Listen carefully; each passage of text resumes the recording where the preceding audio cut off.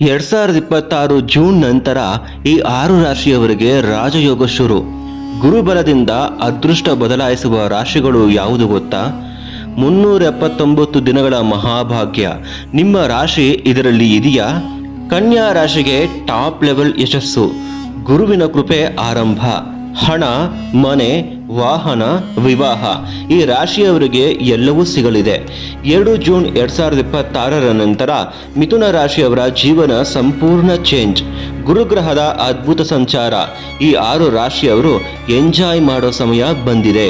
ನಮಸ್ಕಾರ ನನ್ನ ಪ್ರಿಯ ವೀಕ್ಷಕರೇ. ಜ್ಯೋತಿಷ್ಯ ಶಾಸ್ತ್ರದಲ್ಲಿ ಗುರುಗ್ರಹದ ಸಂಚಾರಕ್ಕೆ ಅತ್ಯಂತ ಮಹತ್ವವಿದೆ. 2026 ಜೂನ್ 2ನೇ ತಾರೀಕಿನಿಂದ ಆರಂಭವಾಗುವ ಗುರುಬಲ ಕೆಲವು ರಾಶಿಯವರಿಗೆ ಅದ್ಭುತವಾದ ಯೋಗ ಫಲವನ್ನು ನೀಡಲಿದೆ.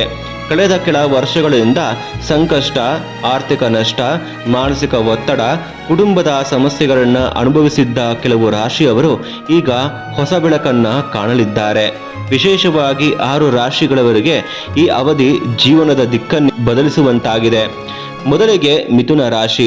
ಮಿಥುನ ರಾಶಿಯವರು ಕಳೆದ 2 ವರ್ಷಗಳಲ್ಲಿ ಸಾಕಷ್ಟು ಸಂಕಷ್ಟ ಅನುಭವಿಸಿದ್ದೀರಿ.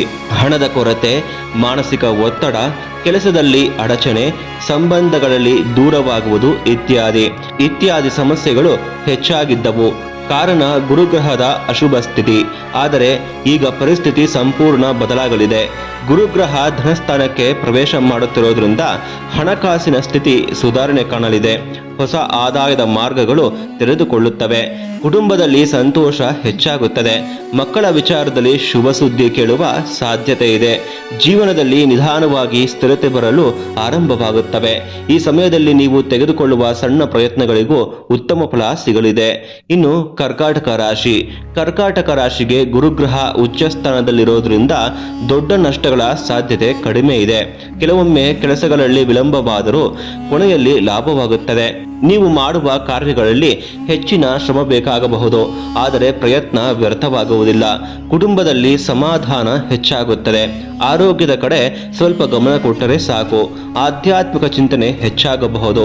ಹೊಸ ಯೋಜನೆಗಳು ನಿಧಾನವಾಗಿ ಯಶಸ್ಸಿನತ್ತ ಸಾಗಲಿವೆ. ಇದಿಷ್ಟು ಕರ್ಕಾಟಕ ರಾಶಿಯವರ ಗುರುಗ್ರಹ ಸಂಚಾರದ ಒಂದು ಭವಿಷ್ಯ. ನಂತರ 3ನೇ ರಾಶಿ, ಅದ್ಭುತ ರಾಶಿ, ಕನ್ಯಾ ರಾಶಿ.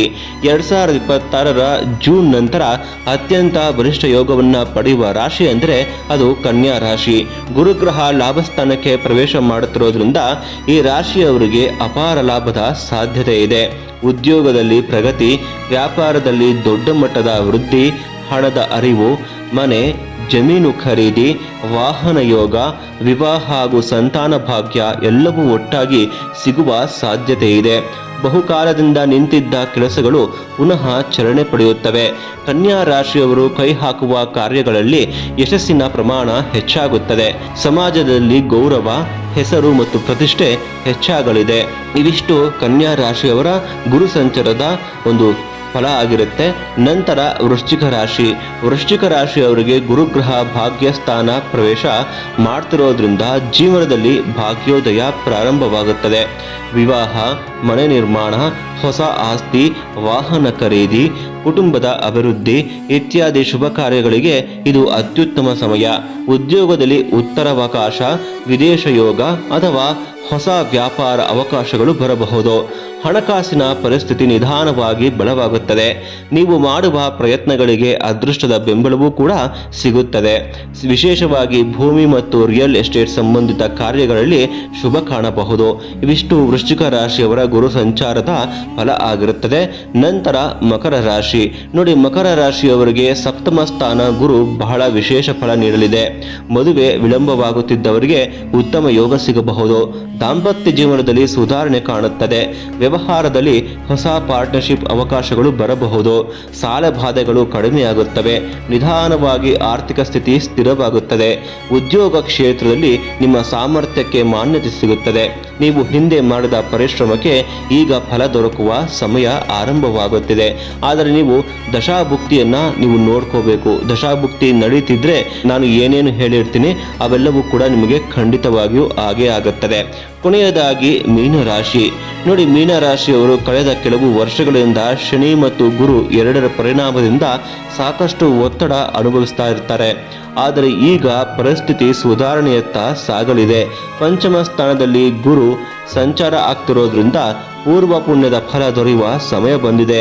ಸಂತಾನ ಭಾಗ್ಯ, ವಿದ್ಯಾಭ್ಯಾಸದಲ್ಲಿ ಸ್ವಲ್ಪ ಮಟ್ಟಿಗೆ ಪ್ರಗತಿ, ಆಧ್ಯಾತ್ಮಿಕ ಆಸಕ್ತಿ, ಹಿರಿಯರಿಂದ ಆಸ್ತಿ ಲಾಭ, ಧಾರ್ಮಿಕ ಕ್ಷೇತ್ರಗಳ ಭೇಟಿ ಇತ್ಯಾದಿ ಶುಭ ಫಲಗಳು ಕಾಣಿಸಿಕೊಳ್ಳುತ್ತವೆ.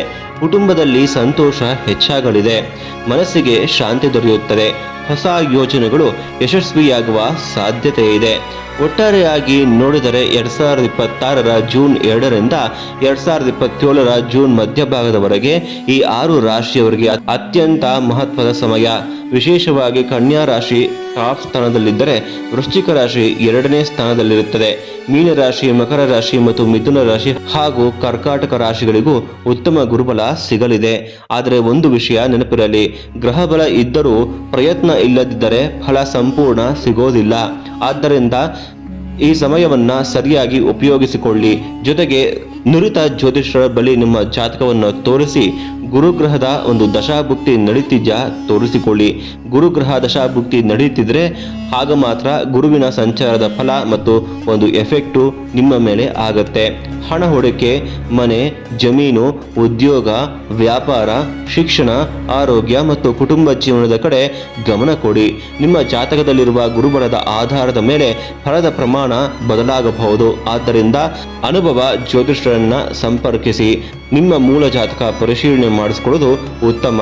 ದೇವರ ಅನುಗ್ರಹ ಮತ್ತು ಗುರುಗಳ ಕೃಪೆಯಿಂದ ನಿಮ್ಮ ಜೀವನದಲ್ಲಿ ಯಶಸ್ಸು, ಆರೋಗ್ಯ, ಐಶ್ವರ್ಯ ಸದಾಕಾಲ ನೆಲೆಸಿರಲಿ ಎಂದು ಪ್ರಾರ್ಥನೆಯನ್ನ ಮಾಡ್ತಾ, ಈ ಮಾಹಿತಿ ನಿಮಗೆ ಇಷ್ಟವಾಗಿದ್ರೆ ವಿಡಿಯೋವನ್ನು ಲೈಕ್ ಮಾಡಿ, ಶೇರ್ ಮಾಡಿ ಮತ್ತು ನಮ್ಮ ಚಾನೆಲ್ನ ಸಬ್ಸ್ಕ್ರೈಬ್ ಮಾಡ್ಕೊಳ್ಳಿ.